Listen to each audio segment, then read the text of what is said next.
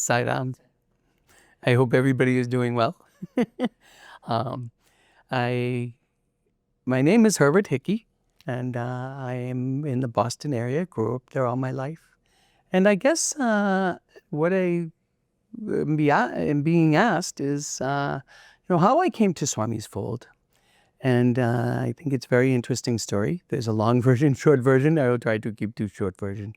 But when I was young, I was a very smart and very kind child, and I got picked on a lot. I was bullied in the harshest sense, I would say. And I had grown very low self-esteem. And because I had very low self-esteem, I started falling into very low company, bad company. I was doing bad things that weren't good for my body or for my mind. And I would say I had fallen into darkness, a very dark place. And I guess the only good thing was I knew I was in darkness. I knew that what I was doing wasn't right. And the people I was with who were not a good company would always question, why are you so worried? What is this? I said, I know that this is not right. And it's very hard for me to get out of it. The things I was doing were making it very hard for me to escape. And I was working. I was got to be much older by then. And I was working and I was very functional, but I wasn't doing the right things. And one day, Swami sent a person into where I was working. It was a testing facility, and somebody came to take a test. And I started talking to them. It was a young lady. I started talking to her. And she was asking if the area was safe. And I said, when I get off work, I can go help. I can walk with you. And we were walking and talking. And I think maybe I was trying to impress her a little bit. But and I was talking. I started seeing she was spiritual. So I started talking about my own spirituality and different stories.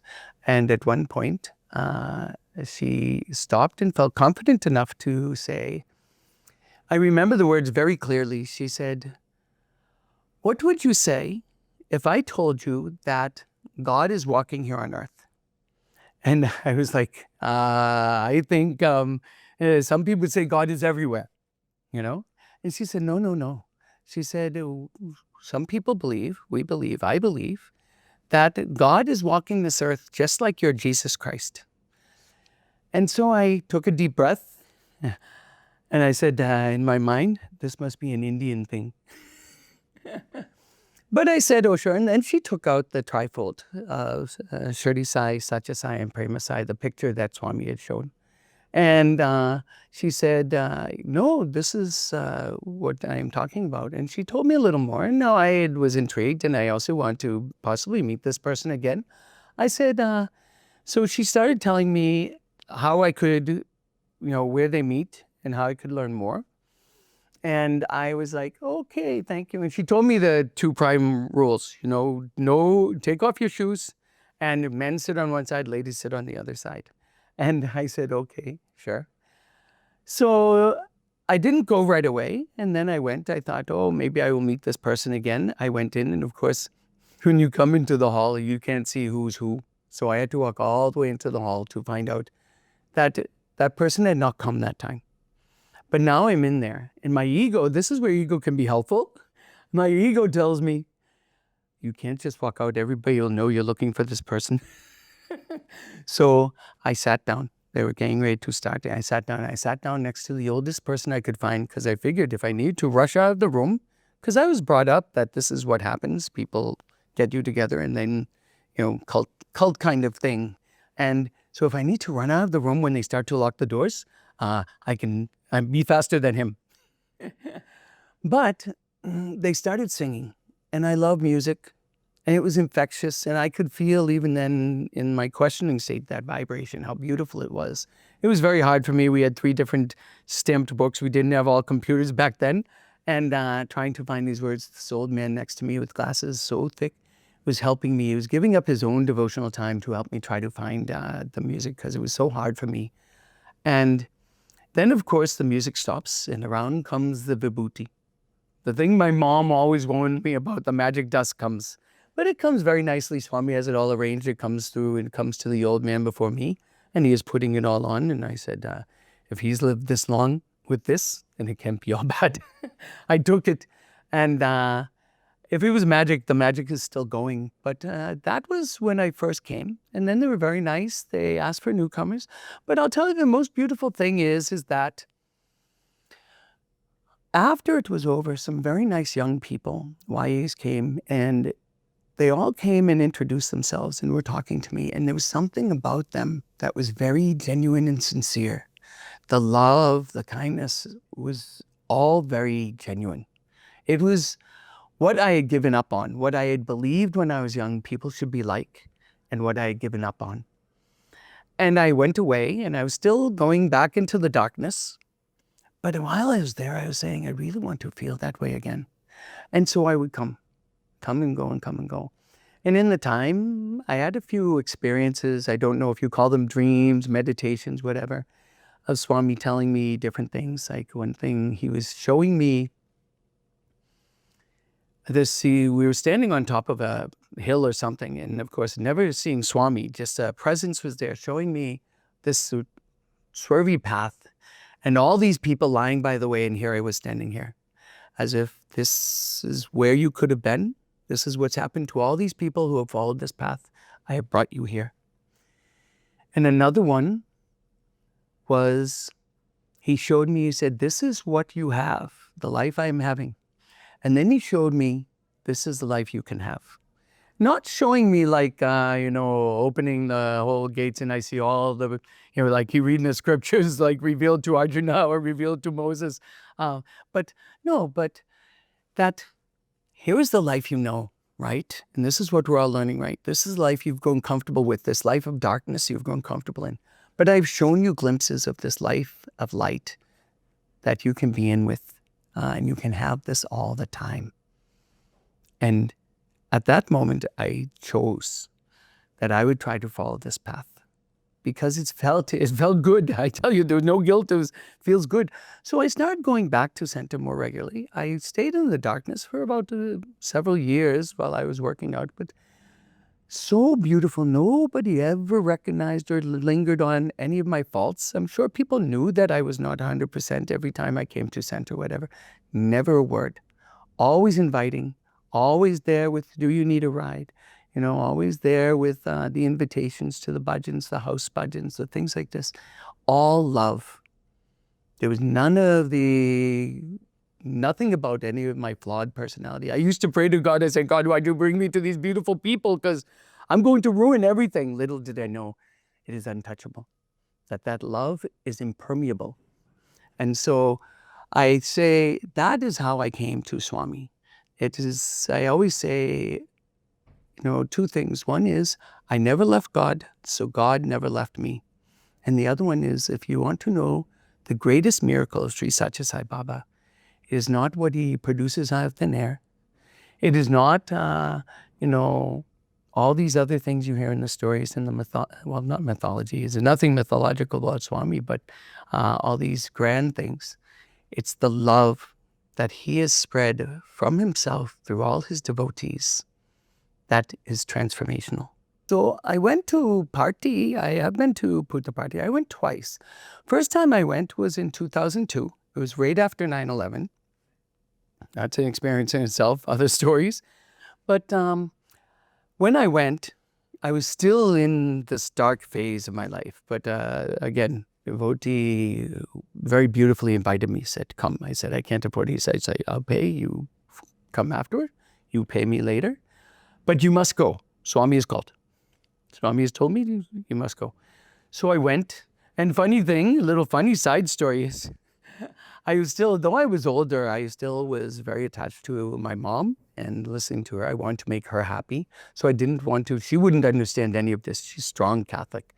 So I first said that I was going to help with the kids, that they needed help with the kids. I was going to help with the kids. But Swami would not let me go to that pure place with that on me. So somehow, my friend's wife somehow got in contact with my mom, and the jig was up before I went. Mom still didn't understand, and I think she was worried I was leaving. Because, in the Bible, in the 10 Commandments, it says you should not have false gods before you. So here I went with this big question. Am I going against what I grew up with? Am I going against with this other spirituality? I went to Parthi, and beautiful thing is, the first thing people said is, expect nothing, accept everything. So I tried to keep that in my mind. But also swimming around in my mind was every little technique everybody had ever used that I had heard from speakers at retreats and stuff, every little technique of how they got an interview. So I'm trying to juggle all these, say Gayatri Mantra all the time, say all these things. And it was very unusual and very uncomfortable for me, I have to say, in many ways, because I'm not used to sitting cross-legged. And back in those days, there was a squishing, and we were out on the main, what do you call it? No, not the hall, but right in that big hot patio area in front, and sitting there, and they did the cues. And I was very blessed. I always got some early cue. And everybody handing me their letters and always giving the letters and things like this. But, and then people would say, oh, he did this or did that. Oh, he's going to give you interview and all this. And I said, expect nothing, accept everything. And my friend told me, yeah, he might have done this or that. But remember, it's Swami's time, Swami's way. So I went, and the beautiful thing is, I remember one thing was I went to the orphanage, the one that's in the stories, that is run by the ex-criminal, the ex-thief. And we went there, and, there's miracles happening. There's vibhuti coming on pictures, and the amrit is everywhere. And so we went and we listened to things. But when I came in, this child was dancing in front of me. Now, I've always had this, me connecting with children has always been easy. And I know a lot of people say I'm very good. Everybody says they're good with children, but somehow I am very good with children. They're very good with me, I should say. But this child dancing in front of me with his hand like this. Now I had my little purse on front, and everybody's wanting you about, everybody wants something from you. And so they ushered me inside, and we did what we were doing inside, and we came out, and we had some amrit and some vibhuti and whatever. Here's this boy again, jumping in front of me like the little bee that flies in front of you. And so I took his hands, and I danced with him singing the only song I knew, which was Shankara Shiva Shankara Shiva, because it was Shivaratri that we went. And I was dancing with him. And then I finished the song, I was done, he was gone. That's apparently all he wanted from me. That's what he was reaching for, I guess. The other beautiful thing that happened was when we went to Shivaratri, it was the morning. And we had decided after a long night, we would not try to rush. So we came at our own good time, and we were very late, and we got into that area with the, where they drive the trucks in. So we're way at the back. Swami is little, but from what I understand, it's one of the last times he did full darshan. So he starts over the side, and he comes around, and he goes, and then he comes in, and he comes into this truck area. Well, now there's this about 6 or 7 rows of us stuck in there, and I am facing this way so far away, but suddenly we turn, and suddenly 6 or 7 rows, there's Swami. He goes out into the village, he blesses the village, and he comes to the front. Suddenly we swivel around again, and now he is right there. And the funny thing is when we had come, where we come together, there were 3 of us. But because of the way they had juggled us now, my friend was sitting here. There were a couple of people. I'm sitting, and then a couple of other people. I was uncomfortable being away from my friends. But then Swami comes around here. Suddenly, we all swivel around in front line, front row. Here's the beautiful part. Swami comes down the row, stops in front of my friend, breaks out in tears, blesses him, breaks out in tears, skips the next 2 people. Not skips. I mean, Swami knows everybody. Walks past them, stops right in front of me. Blesses. Now, I'm still struggling with this idea, so I'm trying to squeeze these tears out of my eyes because he's crying, I should be crying, but I'm still questioning, what am I doing here, right? And then he goes to my other friend who's been with Swami for a long time, and blesses him. He passed these other people and stopped in front of us, and he starts crying. So now I'm just squeezing tears from my thinking I should be crying too, but I'm still struggling with this idea. I don't know what's happening to me right now. The other beautiful thing that had happened was just prior, Swami had said he was not taking Padnamaskar anymore. I think some of you remember when he made that statement, he said, you can give Padnamaskar to anybody, you're all God. So none of us took Padnamaskar. And so he was, so even when we got up and we're talking, I'm even talking to my friends, trying to fake it till you make it, trying to have tears, trying to seem like I'm emotional. I didn't mean it in a bad way. I was very ignorant back then. So yes, it was more for show than really. The beauty is, many years ago, I tell this story, and I don't know, maybe it's more impactful to me than it will be to you, and I had fallen into, when I first came back from Parthi, of course, I took everything out. I had been hiding books everybody gave me. I'd read them, stick them under my mattress, because I was living at home. My mom had free access to where I was going, even though I was an adult by then. And I still didn't want to break her heart, because I knew she wouldn't understand. And I had come back knowing that there was no duality now. I was not putting false God in front of God, because you can't put false God in front of God, right? Is God. I knew he was God. I put up altar. I brought out the books. I just said they're there. I said, Swami, if I have to have a conversation with Mom, you will help me. And I kept waiting and saying, I have to have this conversation with Mom. Never happened, never came. There was never any discord. She would ask me questions, but always I just talked about God. I did not have to talk about Sri Sathya Sai Baba at that time. All with Swami's guidance. But the funny thing, getting back to my story, is, so in that time, after a while though, I lapsed into what we call darshan. You know what darshan is? Darshan is when suddenly you're not giving yourself enough time in the morning to do your actual darshan with Swami, your actual oblations. So you save everything, you get in your car, and on your drive to work, you're doing your Suprabhatam and all that stuff, and here I am. Now, at that time, I had started linking all the verses in Suprabhatam to an experience I had had in Parthi. So when I said Chitravati's, when I talked about Chitravati, I would imagine we had, at the orphanage, there's a little part of the Chitravari River that comes by. And so I had imagined that. I would always link it to something. So when we get to the part about, we've brought to you colorful flowers with fragrance so sweet, I remembered the ladies that were making the garlands at the front of the screen, And then there's a part that says, we are gathered into the place where we meet, and I imagine the whole bhajan hall. And our object now is to worship your feet. And every time I just imagine me sitting in the line and Swami coming by. And then one day, as I'm just coming by that, and the vision is going through my mind, me in that vision reaches out and does Padnamaskar. Swami gives you what you are supposed to have when you're supposed to have it. He gives you what you need when you need to get it, but you might not realize it. It's like the parcel, I say, it's like, the parcel gets dropped off at your door and it sits there. And it's always going to be there until you open the door and you receive the parcel. At that point, apparently, I was ready to receive the gift Swami was giving me.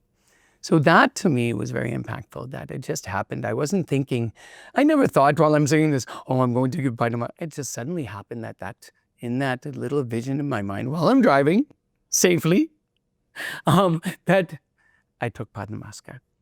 So I think, and the only last thing I just want to say is, and this isn't a big story or anything, but when we were doing the night before Shivaratri, it's a big crush. There's this big rush. I promised myself I'm not going to rush. And what had happened was, as I was trying to get in line, I noticed my friend, one of our other friends, was over and he was doing this line with other people, trying to keep people from rushing down the street. And so I went and joined them. It was easier than the cross line I was in. And we were doing the service. And so, of course, we got in late again, and we wound up in some seat pretty far back.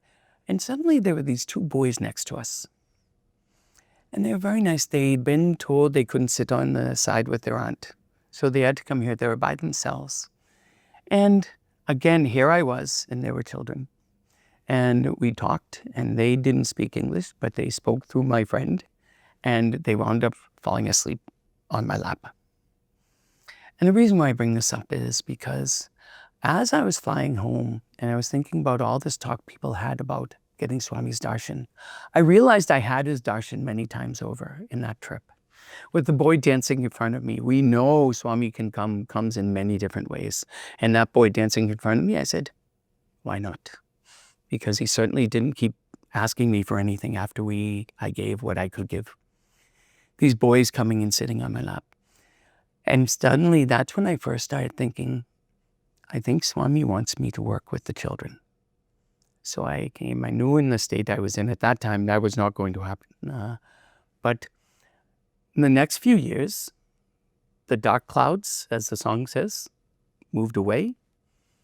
And I started really coming regularly and started moving out of the darkness into the light, taking the steps outside the Swami fold that we are supposed to take if we want to clear up our problems, but also immersing myself with Swami until the point where I could become SSC teacher. Swami brings us to what we are supposed to do. He gives us a mission, and it's not for us to question, we just accept. Every time I have been to Puttaparthi, there's been children involved. I went a second time in 2008. Very different. By then they had started building that golden quadrangle, the roads where there was no longer 1.5 size roads. There's no longer the fun of having the carnival ride as you drive down, going around trucks and things. But again, at that point where it was more directed, people knew that I was good with the children. And I had started teaching SSE.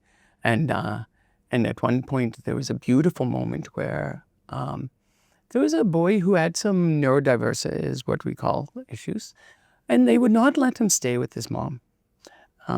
It was very unfortunate. I was walking down, and on my way to wherever I was going, I think my dorm or whatever, about 5 people stopped me and said, hey, we need your help, because this is what's happening. I had already established a rapport with this child, and so for that whole journey, that whole time, which we presented, Northeast Region presented, we presented a musical program to Swami. He graciously accepted, and we also presented some other standing program, which he came and went through the whole thing, spoke very nicely to all the people, gave a loud pad namaskar. But here I was with this boy. So I could not get pad namaskar there. I think they took pictures, something like that. But the beauty is, I didn't feel bad. In fact, somebody said, hey, I can take him. So I said, no, you go. Swami gave me this mission. He gave me this job. It's okay. So there's always been children. And so, I don't know where I'm going with that. It's up to, I felt like that is what Swami has called me to do, to be with the children. But I would say, the last part I would say about this is we don't understand how fortunate we are. Those of us who have been able to see the avatar in the form, we don't understand, because now we are hitting a generation. I've been saying to people, group 4, we're very young, when Swami was walking this earth. So very few of them remember. So as a storyteller, what I try to tell people is we all have stories to tell. It's not just for group 1, group pre-SSE, which I teach now. There's always a level. The young children, they will just believe. You talk about the glory of Swami and you can tell he did this and did that, and maybe you talk about the miracles. But we all have stories to tell. And for those of us who have experienced Swami, even if we've experienced him not in the form, but we've had an experience with Swami, it's important we tell our stories. Because this is now, like Swami said, our lives are his message. And this is how his message will go out. But not just by our actions, but to tell where these actions are coming from. What is the fountain from where this action, this desire, this love, this truth, this peace, this nonviolence, this right action is all coming from, is all from our dear Swami. Sai Ram.